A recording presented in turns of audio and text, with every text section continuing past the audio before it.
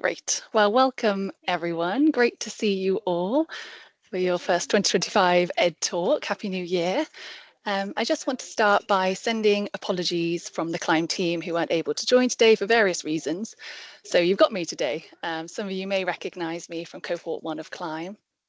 So we'll follow the usual format of hearing from our Ed Talk speaker, Jason. Thank you so much for being here.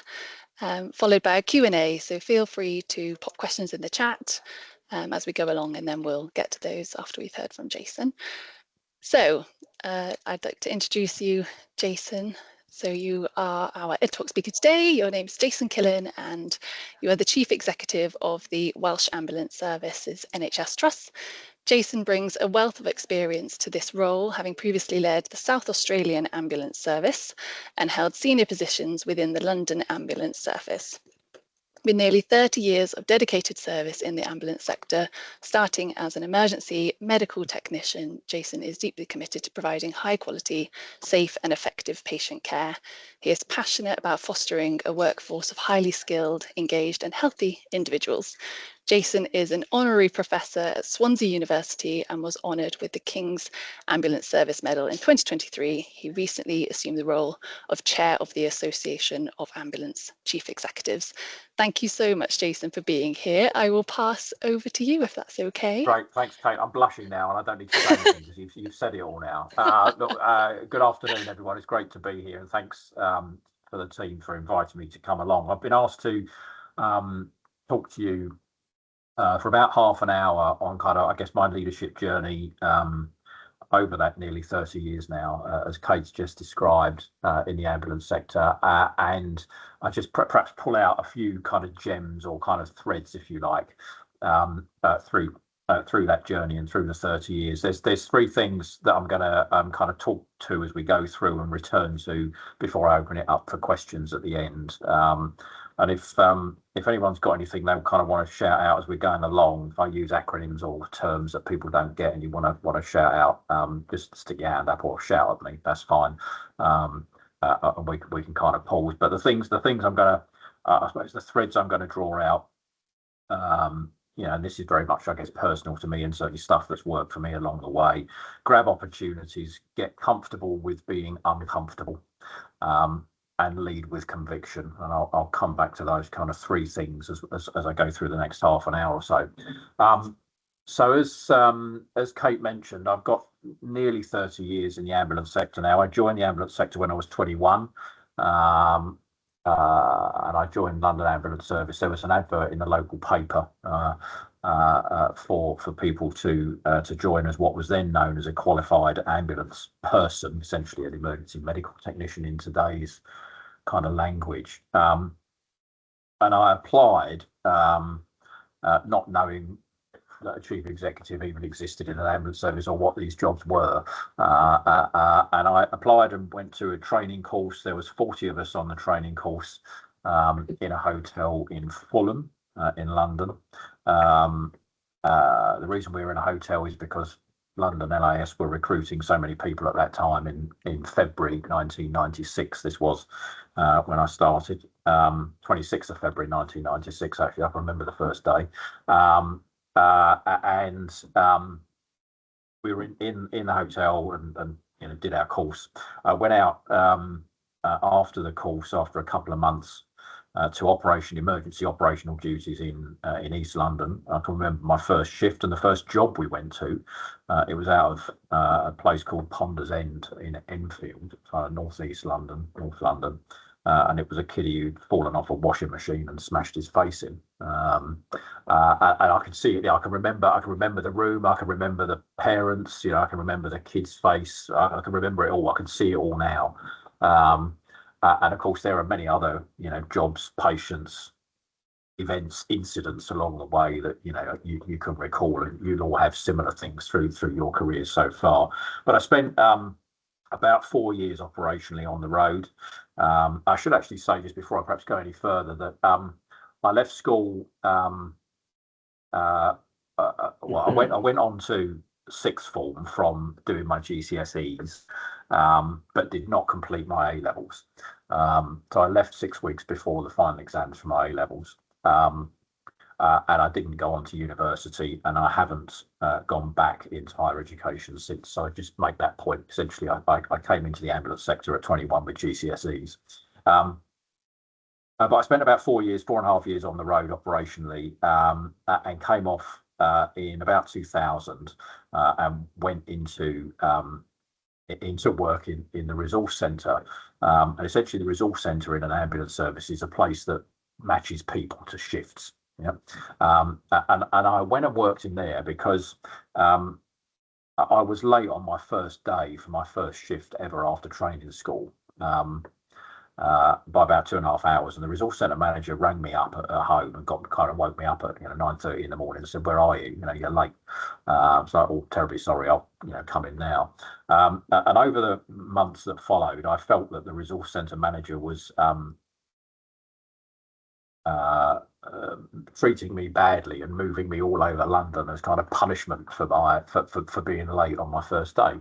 So as a relatively kind of lippy, new member of staff, I put in a grievance against this resource centre manager for treating me badly. Bearing in mind, this is in my first couple of years, for treating me badly. And the grievance was upheld. But the grievance was upheld in part, but there was a part of the part of the deal was that, or the upholding of the grievance was that I'd go into the resource centre for 2 weeks to understand how difficult and terrible it was to work in the resource centre. And I went in there for 2 weeks and left, 2 years later, basically, because I absolutely loved it, because it was an opportunity to try and do more for more people more of the time, to help my colleagues to get what they wanted, days off here, shifts off there, but also to produce better cover, and kind of have more trucks on the road, more ambulances on the road, providing better care for patients. So that was my first kind of foray, if you like, into kind of management or kind of first line supervision. And I really liked it, really enjoyed it. And there were a couple of other kind of things that happened to me when I was on the road or front line in those first kind of formative years, I guess, in the sector. And one which sticks in my mind is my station officer, my manager at the time, said to me once, I kind of said to him, I really want to go into the control room, up to the headquarters, to the control room, and kind of see what's going on, understand how it all bolts together, understand what's going on more about the service. And he said to me, don't worry about that, boy, kind of almost tapped me on the head. Don't you worry about that. You just carry on doing what you're doing, kind of thing. And it was looking back on it, it was a kind of a formative moment, because it's something I still reflect on now, is that I don't want to be that person. I don't want my managers, I don't want my leaders to be that person that shuts down someone who's interested in learning more and developing. And so those kind of formative, I guess, things in the first couple of years led me into the resource centre. Worked in there for a couple of years. Then I went over to northeast London, to a place called Edmonton, where I was an assistant station officer with another chap, looking after 3 ambulance stations in northeast London: Tottenham, Bounds Green, and Edmonton. And then the first kind of big choice I had to make about my career came up about 18 months later, and that was, do I wait for a station officer job to come up in northeast London that I would apply for, where I knew everyone and I knew the systems and I knew my way around and I knew how it all worked, or would I wait, or would I apply for a station officer job in another part of London that I didn't know, where I didn't know the people, the other managers, I hadn't got that network of people to work with. And essentially, long story short, I ended up applying for and getting a job, a station officer job, south of the river in a place called Deptford. So Deptford is in the London Borough of Southwark, and I had 2 stations there, Deptford and Rotherhithe. And I took it. I went there and I took it. And it was probably at the time, it was the most difficult choice that I'd made, because I was leaving everything and everyone that I knew and going to a new part of same organisation, but essentially it was a different, it felt like it was going to a different organisation, because I didn't know the managers, didn't know how things worked, didn't know the people, didn't know my way around, and all those kind of things.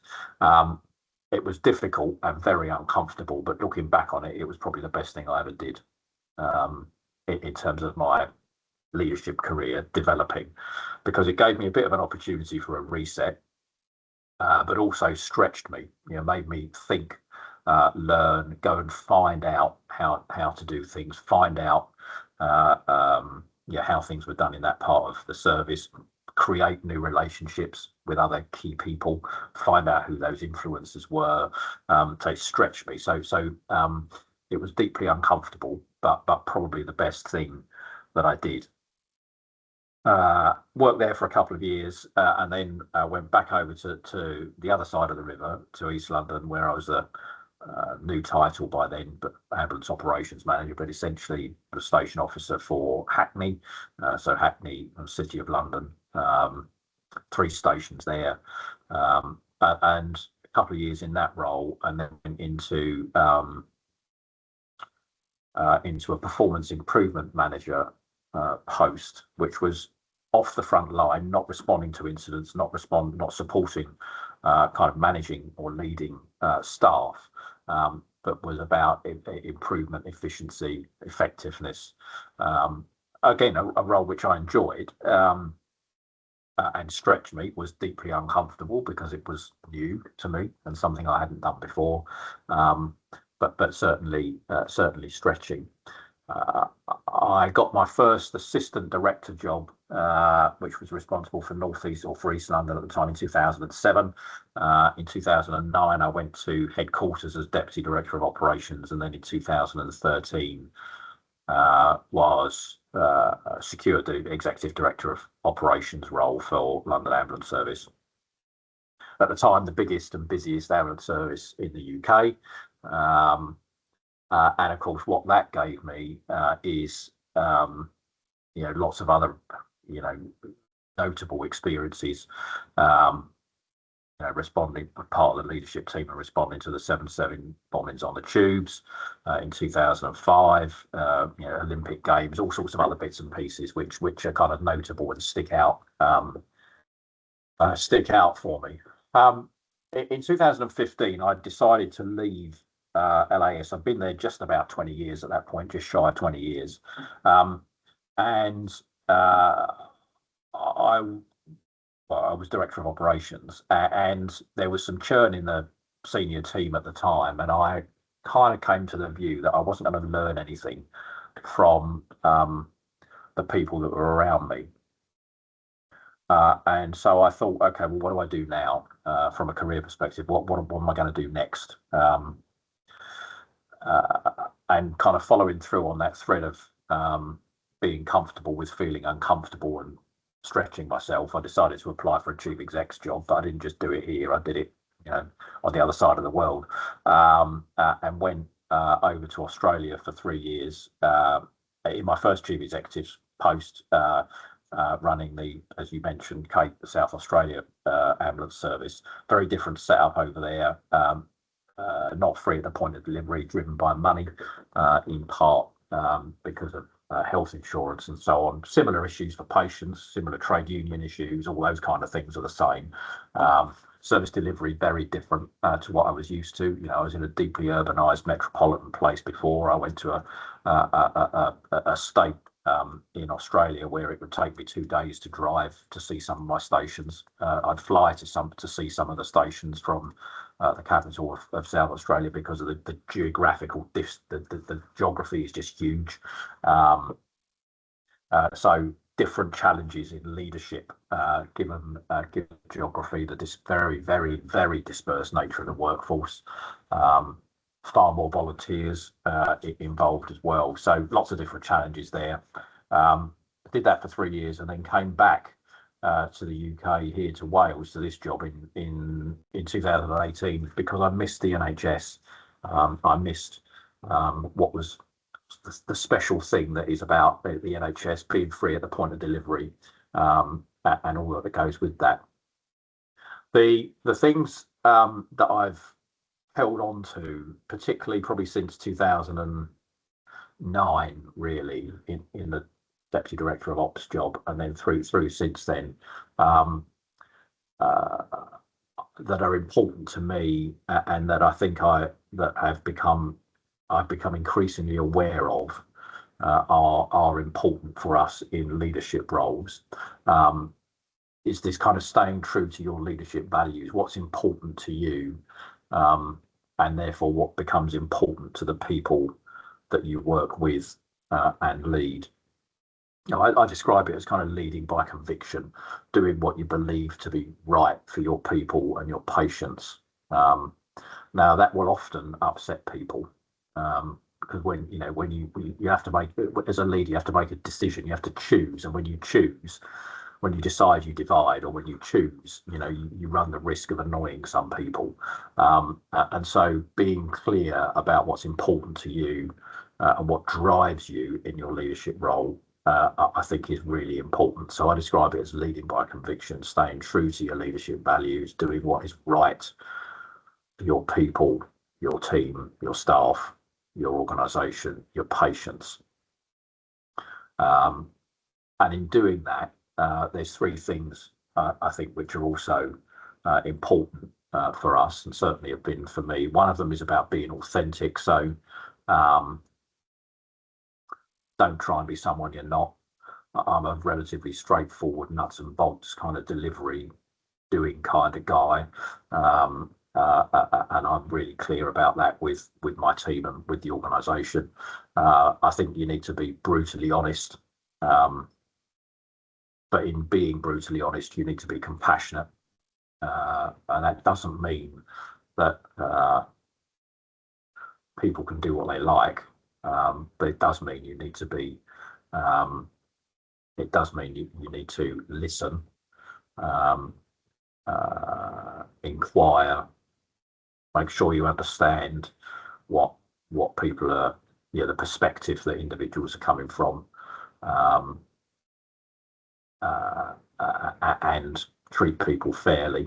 And then the third one for me is about communication. So the language you use, the style in which you deliver it, your presence, and adapting your communication to the audience to which you are engaging. So the threads for me over these 28 years now are about taking the opportunities that emerge. I mentioned the resource centre for me was a good opportunity, taking the opportunity to go to South London into a new job, into a new area, which was deeply uncomfortable, but gave me a good opportunity to reset, stretch and grow, kind of manage my way through that imposter syndrome that we all feel at some point. Am I good enough for this? Why am I doing this? How can I be successful in this? I'm not qualified for this. I haven't got the experience for this. It gives you, taking those opportunities, sideways moves that I mentioned, a couple of sideways moves for me from one station to another station. It's not more money, it's not a promotion, but it's a different place, it's a different group of people, it's it's a new opportunity to stretch and grow, and acquire different skills and work and experience in a different environment. Getting out of your organisation is another one. I remember, my chief exec at the time in London always used to say, after being there 10 or 15 years, he was always saying to me, "Oh, you need to get out. You need to go to a different organisation. You need to go out and experience, to develop your career. You need to go somewhere else." And I was like, no, I've got enough opportunities here. Looking back on it, he was right. He was right, because when I left LAS and went and worked in Australia, whilst that's a bit extreme, perhaps I'm not suggesting that you have to go and work in a different country or a different continent, but I do think there is something about working in a different organisation, going into different organisations, because you start to understand and see what good looks like, what isn't so good, and again, it's a big stretch, which is good for you and good for us as leaders, I think, in getting us comfortable with feeling uncomfortable. So grab the opportunities, even if they are sideways moves. Get comfortable with feeling uncomfortable, as I've touched on. And I would say here, perhaps just as I start to wrap up, that unless you're feeling uncomfortable, I would argue that you're not learning as a leader. You're not growing as a leader unless you are uncomfortable. And then the final perhaps message for me, Kate, just before I start to give way and kind of hear people's reflections and take any questions, is that over the 28 years, there are lots of decisions which I've made, which I did at the time because I believed them to be right. I still stand by them. Lots of choices, decisions over that time that I believe to be right at the time. Many of them, some of them quite controversial, but I did them. I made those choices because I believed they were the right thing to do. You have to have conviction. You have to do what you believe, I think, as a senior leader to be right. And you have to be able to account for those decisions and defend them. You have to be able to explain the reasons that you make those choices to your people, because the communication of the decisions that you make is arguably more important than the decision itself, particularly for those which you work with or that you lead. So look, a couple of threads there for me, Kate. A bit of a kind of canter through 28 years of 3 different organisations, 3 different countries, but the same sector. I've got nearly 15 years to run in my career. I don't see myself, and I've been pretty open about this. I don't see myself in this role for more than another 3 or 4 years, and that's simply because I believe that that will be a decade for me. That becomes too long. In a chief exec's role, in a senior leadership job, I think you become part of the problem if you're in a senior leadership role for too long. So again, I guess that's another kind of thread for me about taking opportunities and being uncomfortable. But yeah, a bit of a ramble at the end there, Kate. Happy to give way and take any thoughts or questions from people. Brilliant. Thank you so much. Put your hands up, people. Yeah, hands up or in the chat, whatever works, and we can have a conversation.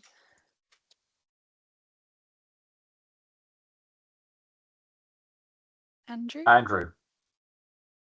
Thanks, Kate. Thanks, Jason, for your time.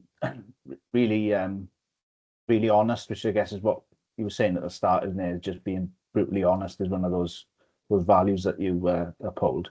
I'm just curious, but you mentioned that move sort of south of the river, and looking back now, that was probably the best move that you'd made.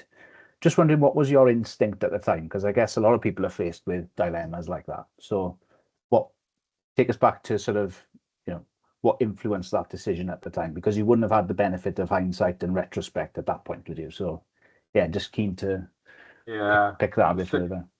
It's an interesting question, Andrew. I mean, my instinct was not to do it. The easy option was to stay put. The easy option was to stay put and wait for something locally to come up. I suppose there were probably 2 or 3 things in my, if I look back on it, there were 2 or 3 things. I was I was in my mid-20s at the time, so I was, being arrogant potentially. Some might say I still am now. I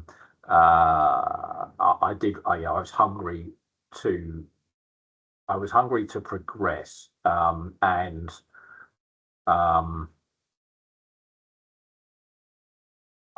I found myself kind of getting, when I got comfortable, after about 18 months to 2 years, I was starting to get like itchy feet. I felt comfortable in what I was doing, and I didn't feel stretched. And so I was looking for a stretch and an opportunity to do something different. And I think the other thing for me was that at the time, it's different now, but at the time, the ambulance sectors, and I say this as a middle-aged white going grey. I say this as a middle-aged going grey white male now, but then it was very male-dominated, very middle-aged or more, or older.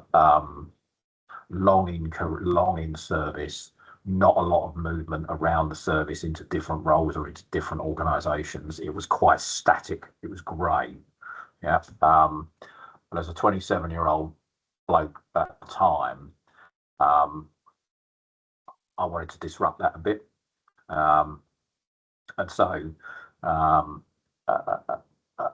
going across the river kind of, I guess, ticked all those boxes. I knew it was going to be uncomfortable. There was risk in it, you know. There was risk, personal risk in it.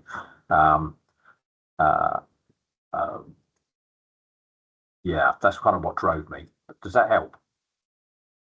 Yeah, no, that's great. Thank you. Yeah, that help. Angela.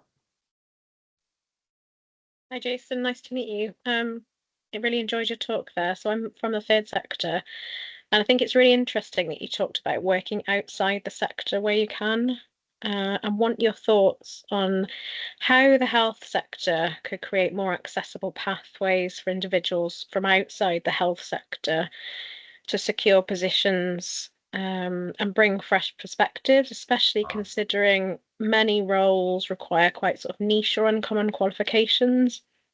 So what initiatives has WAST implemented to support that? Yeah, I mean, it's an interesting one.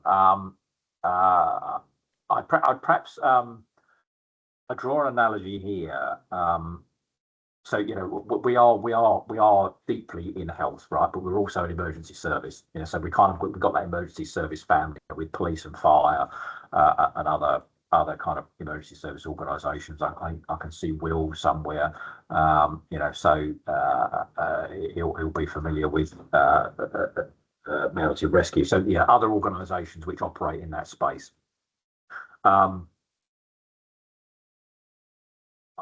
What the ambulance sector has done, which is different to police and fire, is that we've had leadership roles open to anyone, you know, not paramedics or emergency medical technicians for quite a long time, 20 or 30, probably about 20 years. Whereas, you know, to be a chief fire officer, you still need to be a firefighter, and to be in the main, and to be a chief constable, you need to be a police officer. We've taken a slightly different tact here in the sector, not just in Wales but in the sector. And we've had people from the wider NHS. Yeah, so roughly half the chief executives in the UK are from the acute sector, and roughly half have kind of come up, if you like, grown up through the ambulance sector. And we've also in senior leadership roles had people come in from other sectors. So, you know, we've in Wales here, you know, some of my team, I've got senior leaders who've come in from the police. I've got people that have come in from the private sector. I've got people that are in leadership roles that have actually come from the voluntary sector as well. So I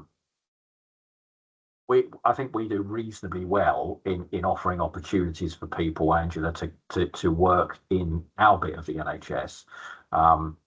Because we take the view that, you know, whilst we all say, don't we, our bit of our service, our directorate, our bit of the NHS is special, it's different. You know, you've got to know the nuts and bolts of the job to be able to lead it. I'm not so sure about that, because it's less about technical capability and more about generic leadership. The kind of further up or further you go in your leadership career. So, you know, I don't want, and I'll use an example here, recognise I've got a couple of colleagues from WAST in the group here. You know, what we call duty operations managers. So these are first line supervisors out on the streets responding to incidents with our paramedics and other clinicians. You know, they're band 7 kind of leaders, right?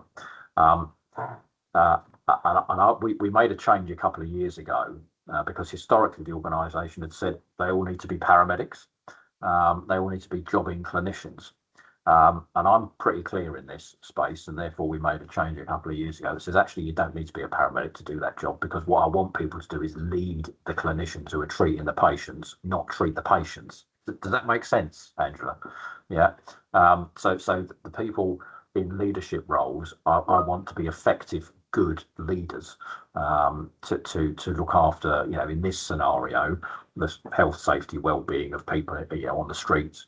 their pastoral care, all that stuff.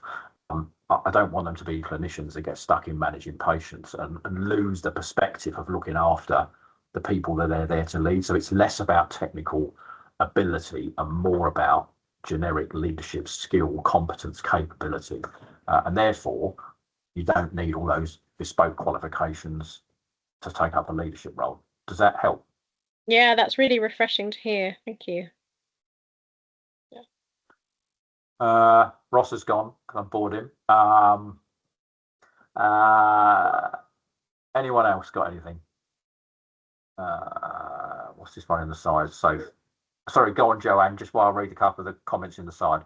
Okay, I was interested. So when you described that first desire to move to kind of find out about another area, and your manager or the leader kind of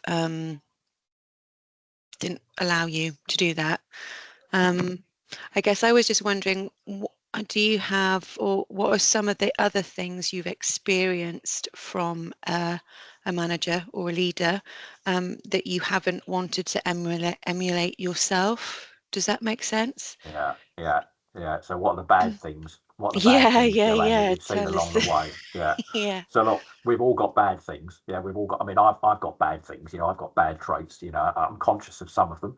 Of course, that part of your leadership, your part of your development and ongoing professional development is stuff we all do we should be doing. To kind of understand where our blind spots are, so we can actively manage them. And of course, part of that is part of a good part of that is an effective PDR process, good solid teams around you, open, trusting, honest conversations that you can have where you provide, you receive the gift of feedback and take it in the spirit that it's meant, to improve.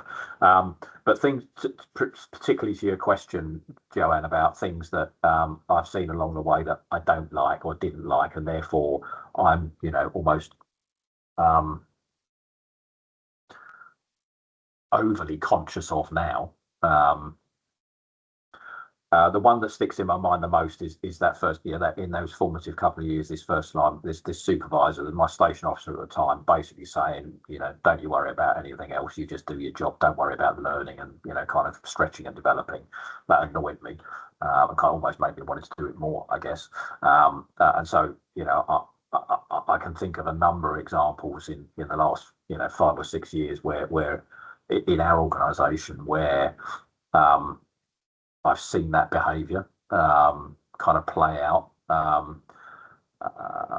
and gently intervened, perhaps to guide our managers, leaders in a different path. I think the other one that strongly sticks out for me is about performance management. So one of the reasons.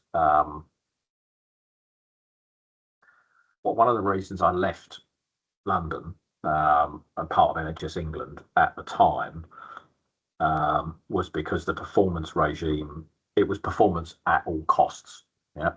And what that was driving us to do was make quite difficult and unpleasant choices, which weren't great for our people, for our workforce.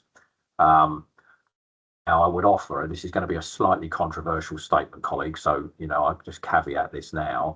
I would offer we have the other extreme here in Wales where performance management is not at the level it needs to be. And we have poor experience for our people and poor experience for our patients, which could be improved if we were slightly more performance focused.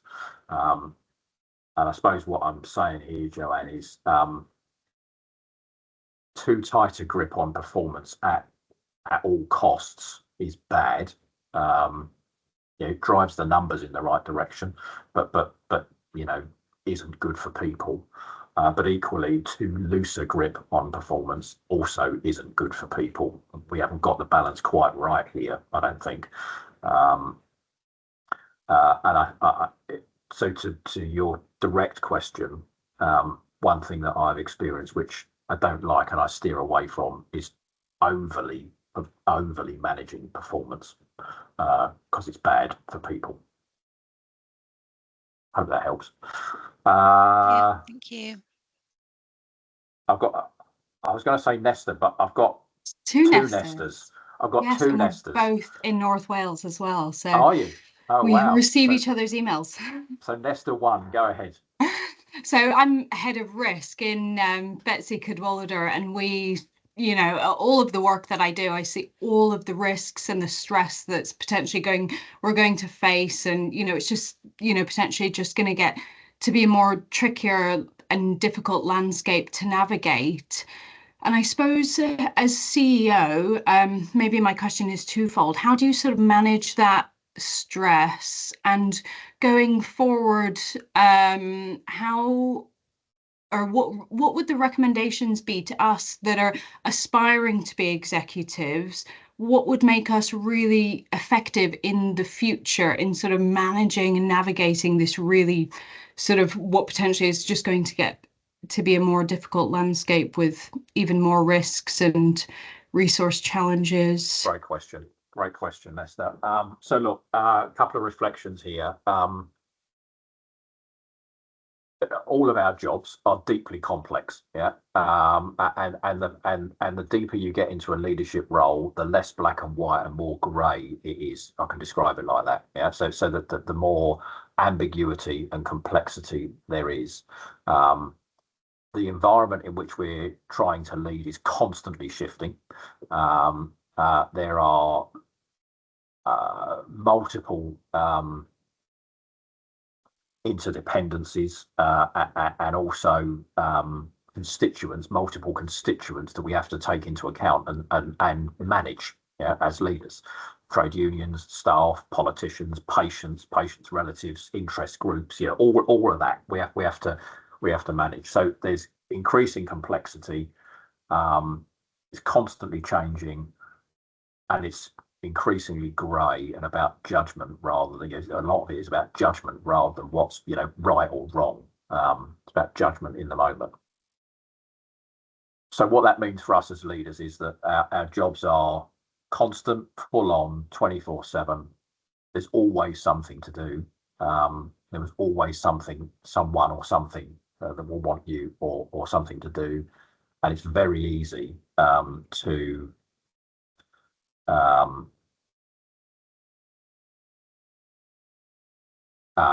what's the name? I'm going to use a word here, so forgive my language a bit, people. But it's very easy to get job pissed. Yeah, it's very easy. Yeah, to just lean into the job, focus solely on that, and forget your family, forget your friends, forget your network around you, forget yourself. Yeah, and just focus solely on work. I'm getting quite animated here. The thing I've learned along the way, Nesta, because I was like that, you know, if I look back 20 years, 10, 15, 20 years, I was like that. And I'm definitely not now. And so my reflection for you would be, you have to know when to stop.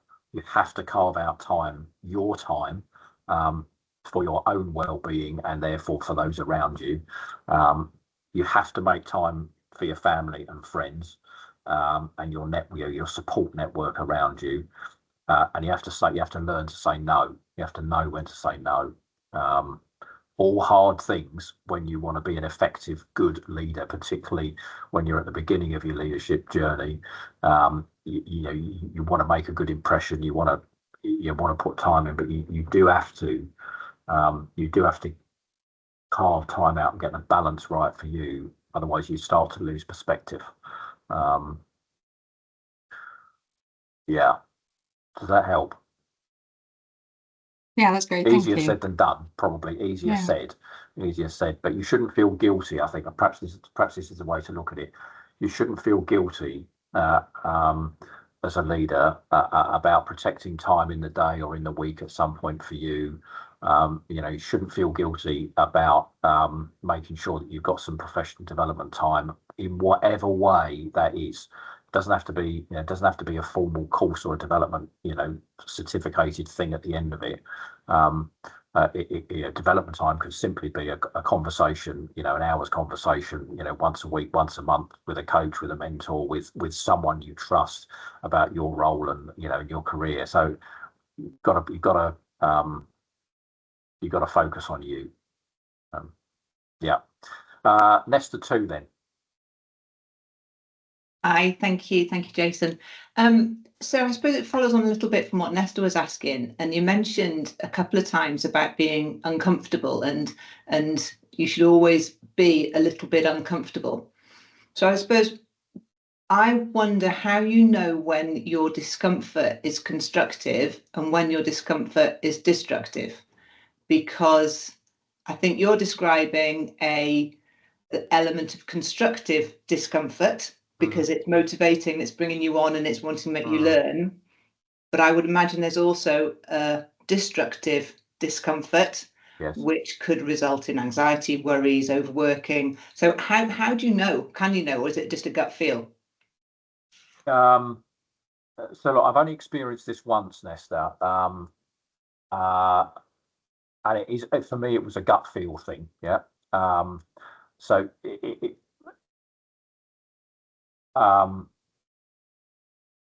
for me, it was a gut feel, and it was about trust. Yeah. So I was in a situation where I didn't trust the people around me that I was working with, essentially.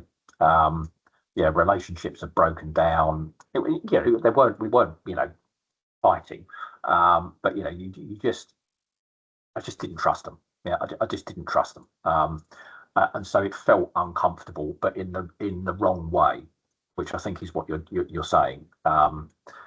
And so feeling uncomfortable in a good way is where you're a bit anxious about what you're going to do. You don't really know how to do it. You're going to go through it. You're going to make some mistakes, and that's okay. You can put your hands up and say, I got it wrong. With the benefit of hindsight, I would have done it like this. Sorry, that's okay, and that's actually a strength. That's a leadership strength. It's accepting that we didn't make a great choice. But being uncomfortable in a bad way, for me, the only time I've felt that is, as I say, where I didn't trust the people I was around, and it was time to go. It could have been me, it could have been them, it could have been a whole range of things, but it didn't feel right, and therefore it was time to kind of move on to the next thing. I think, I can only go on my own experience here, Lester. I think you will, if you're in that environment, in that situation, you will know it, you'll feel it, it just won't feel right, and then it's time to make the choice. Thank you. Yeah. I'm just going to pick up, Kate, one of the things in the side, if I can, is just that the last one from Abby is just talking about, I mentioned the historic predominant male kind of white male environment. What have we done as a sector or more locally to try and address some of that? So I think there's a couple of things to say here. So historically, the ambulance sector, we're relatively young in professionalisation. Your registration for paramedics came along just about 20 years ago, something like that, in the ambulance sector. Prior to that, it was all all vocational direct entry, often blue collar, if you want to use that term. And if you think of the origins of the ambulance sector, it came out of local authorities and bits of local authorities like refuse collectors. So going back 50, 60 years, that's where it all started, and was male dominated. So as a consequence of that, much of the leadership, management, I would argue, not necessarily leadership, over decades, was drawn through the organisations, through very small ambulance services. There at one point, in the UK, there are over 40, I think it was 43 ambulance services at one point. There's 14 now, much bigger regional organisations. We weren't always one here in Wales. We were 4 before that. That came together in '96, I think, from memory. So predominantly vocational, male, and therefore the management of those organisations was drawn through those people, through that workforce. What shifted with registration and the kind of, I guess, the beginning of the professionalisation journey for the sector, and particularly was university, higher education entry. And what we've seen since then, over the last couple of decades, is that the majority of direct entrant paramedics are actually now female. So from a gender balance perspective, we've tipped the other way. Certainly in frontline, in clinical roles, we've got more females joining us now than we have males, which is great because that's helping us not only with the gender balance in frontline clinical roles, but of course also in leadership posts too. So we do pretty well in gender balance.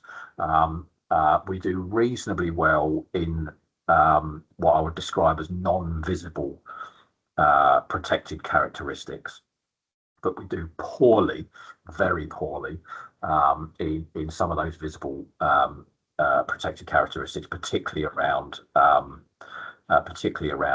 diversity, religion, race, background, and so on, ethnic background, and so on. We are poor, very, very poor as a sector. Some services are slightly better than others, as you would imagine. Those with large metropolitan kind of urbanised communities do better, but as a sector, we are pretty poor, and certainly here in Wales, we are poor at kind of the broader representation. We've got a number of initiatives, as you would expect, strategic equality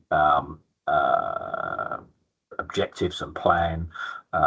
We have done some positive or proactive engagement and recruitment with specific communities to promote the sector and the roles within it. But it's a struggle for us to improve diversity. Colleagues from WAST on the call might want to offer a reflection on this, but we've got a lot more to do. Here. Yeah. I don't see any other hands up, Kate. There's a couple more in the chat, Jason, that I'll draw your attention to. So yeah, go on then. Sophia, I'll read it out and you can have a kind of think as I read. So Sophia said, do you think we have the right approach from top down to do more whole system working and utilise skills outside of health? She's given an example. So she said, I find often we see health being responsible for things where other sectors truly are, or even government themselves may be. So health is struggling to really achieve the best outcomes. For example, and it's multifaceted, increased respiratory disease due to mold in housing. So health is having to manage the health encounters and admissions, etc. But if we used resource and policy maybe to address the root cause with the housing sector, then maybe we would stem the growth, if not reduce the instances. Okay, thanks. So the way I perhaps go at this is, I think in the public sector, clearly, which we are a big part, the biggest public sector employer, I think gone are the days where individual organisations can fix the issues, the challenges which they face on their own. So in other words, collaboration is the name of the game. Yeah, we have to collaborate with other bits of the public sector, third sector, or the private sector now to be effective.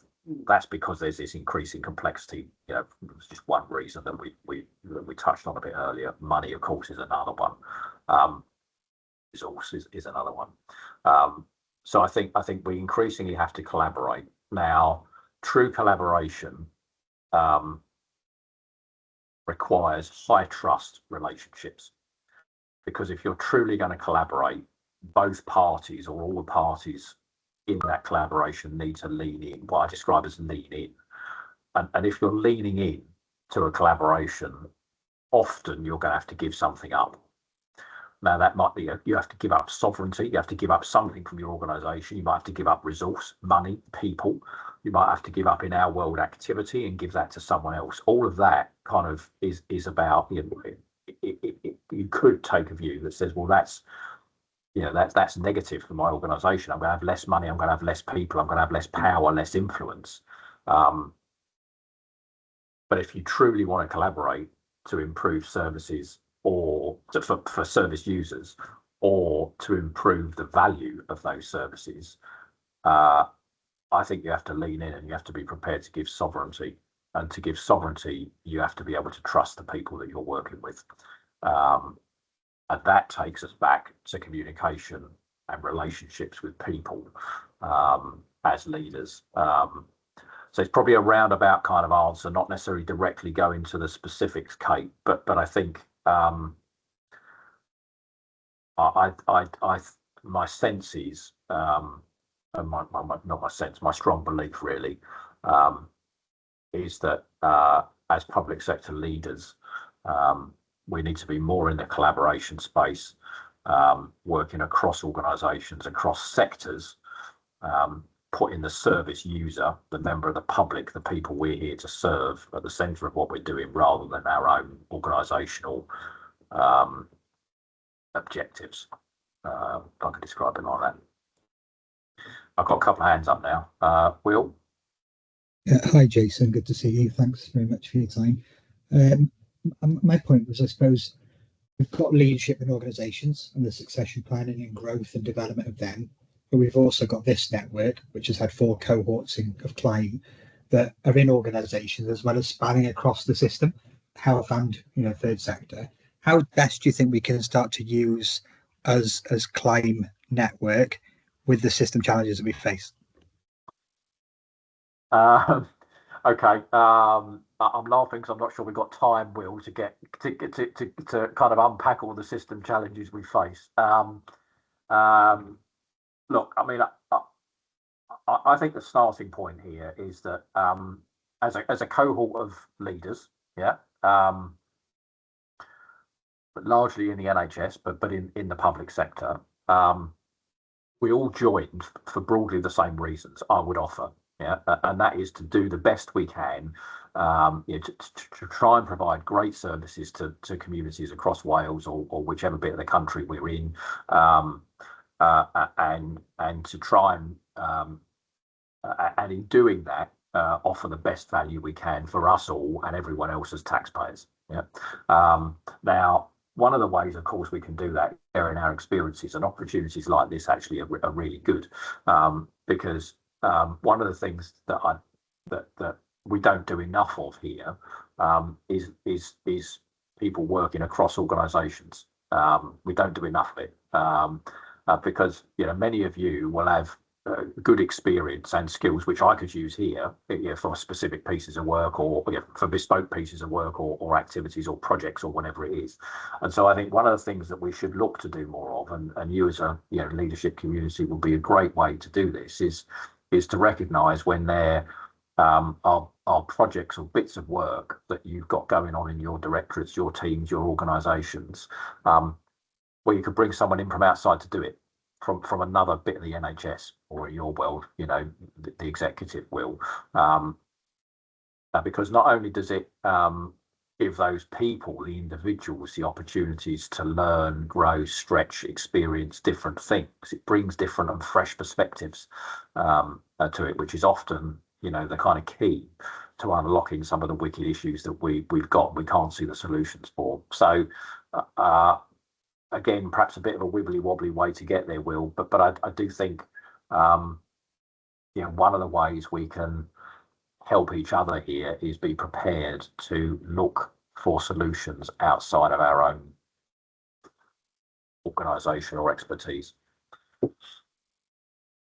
Sarah? Thank you for your time, and I appreciate we're coming to the end now as well, so I'll try and be quick. Something that I think about quite a bit, probably more than I should, is how can we, rather than talking about putting the patients first and being patient-centered, but actually getting the public more involved in ownership and education. So often we have examples, that one with the mold is a classic example. Where's the education, the fact that people need to open their windows and they need to ventilate their homes, and they need to, certain cleaning products will help kill the mold spores. So it's how do we have a shift whereby as organisations we're constantly taking responsibility, and actually help provide more education for the general public to take more control and more ownership over their own health, their own education, going and having a bit of a walk, not necessarily attending A&E because they don't want to pay for some drops at the pharmacy. You know, these things about, you know, when is it acceptable to some extent to use services rather than always being reliant on them because they're so stretched, and protecting them a little bit more. Okay, a slightly controversial view. I think we've walked ourselves into a culture of dependency, with communities expecting everything to be provided by the state. And if we're going to walk our way out of that, you know, you mentioned A&E departments, you know, and I mean, there's somewhere, you know, something like, I guess I'm, you know, I've got strong views on and you know, relatively informed kind of use of, you know, the pre-hospital kind of space. It's going to take political will to tolerate some of the noise which is going to come along. So let me give you an example, right? Let me give you a live example here, all right? When someone rings 111 in Wales, right, and they say that they can't make, we say to them, oh, you need to go and see somebody. So the clinician brings them back. Yeah, clinician has a consultation with them and says, you need to go and see someone. Yeah, it might be you go to the urgent care centre or the A&E or whatever it is, right? But you don't need an emergency ambulance. Yeah. So here in Wales, we say, okay. They say, well, I can't get to the, you know, the centre because I haven't got anyone who can take me, or I haven't got a car. So here we say, okay, we'll send you a taxi, which we pay for. In England, we say, thanks very much, sort it out yourself. Yeah, this is just one example, right? So I'm spending hundreds of thousands of pounds a year on taxis for people that ring 111 because they need some intervention, but it's not immediately life-threatening. It's not an emergency. Yeah. Now,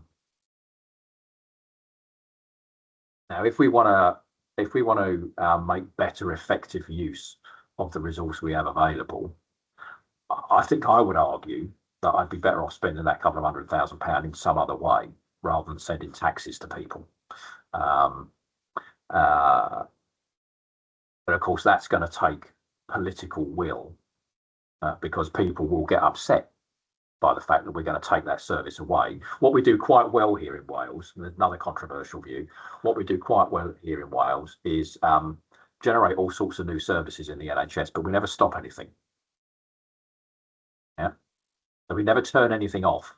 We always kind of say, oh yeah, we'll fudge it and we'll leave that going over here, or we'll add this, or we'll do that, and we'll make this you know, new thing. But what we don't do a lot of, or what I don't see a lot of, is us saying, okay, well, we're going to decommission, we're going to stop this, we've assessed the value of this service over here, whatever it is, that's not delivering value to the taxpayer, to the public, so we're going to stop that service, and we're either going to do something different or new over here, or actually we're just not going to do anything at all. And they're the kind of tough choices that we have to start making, Sarah, I think. Because we don't, yeah, it's going to take strong leadership to make those difficult choices, strong, connected, joined up leadership to make those difficult choices. We're bang on 1 o'clock, Kate. Thank you. We are, yeah, very, very well timed. Any final things from you, Jason, or are we no? Look, I fine mean, look, I've gone around a bit all over the place in response to some of the questions there. Hopefully, people, it's been useful for you, and there's maybe a nugget or two in there. I suppose I just, as we wrap up, just return to those kind of three areas, which I do think, you know, for me in my personal journey have been really important. That's grab the opportunities, whether they're sideways moves, up, down, left, right, sideways, but grab the opportunities to stretch yourself, get comfortable with feeling uncomfortable, you're not learning if you're not feeling uncomfortable. But taking the point that was made, there is by a colleague, there is sometimes the wrong kind of uncomfortableness, and you need to kind of recognize when that is, but get comfortable with feeling uncomfortable, so you're stretching and learning. And then the final one, lead with conviction, stay true to your personal values, do what you believe to be right for your patients, your organisation, your people, and be authentic. Just be true to yourself. Don't try and be something you're not as a leader, because your people will sniff it out a mile away, and it just won't work. Brilliant. Thanks, Kate. Thank you so much, Jason. On behalf of everyone, thank you. It was a really insightful and honest reflection. Good luck with the rest of your programme. Take care. It. Cheers. Thank you. Bye-bye. Bye.